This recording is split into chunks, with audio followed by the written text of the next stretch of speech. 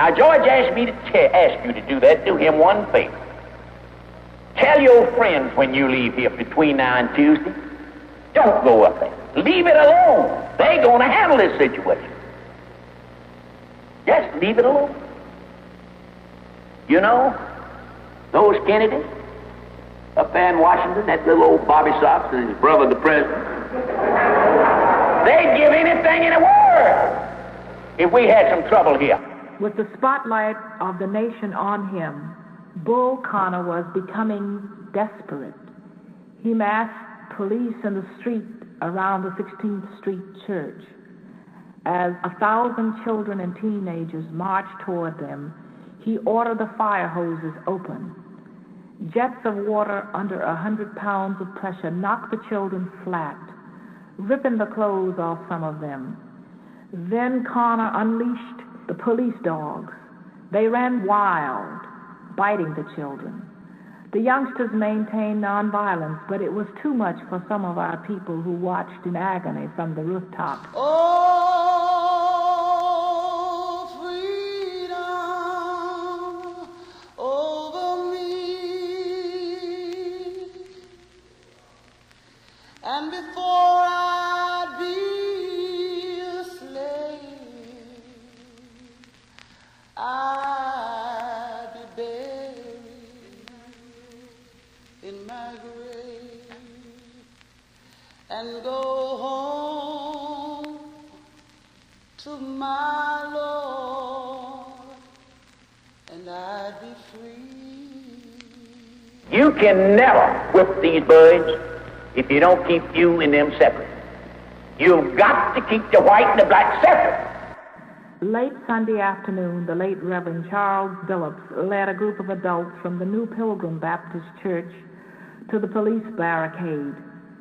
They knelt in the street and prayed. Then they walked forward. Bull Connor himself arrived and ordered Reverend Billups to turn back.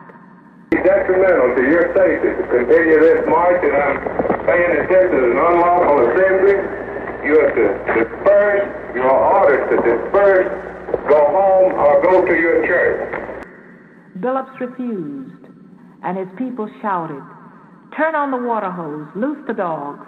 We ain't going back. Forgive them, O Lord." In a fury, Bull Connor shouted, "Turn on the hoses, damn it." But a miraculous thing happened. As the black people rose from their knees and moved forward, Connor's men, with the hoses sagging in their hands, fell back to each side. The moral pressure of a watching world and the spiritual force of that little band of blacks broke their discipline.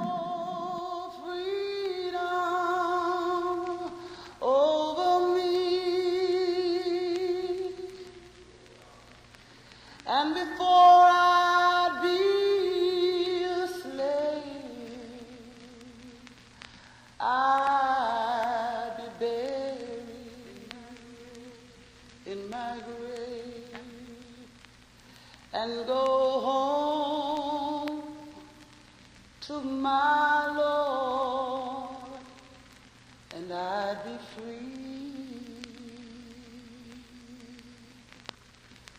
There'll be no more weeping, no more weeping, no more weeping over me.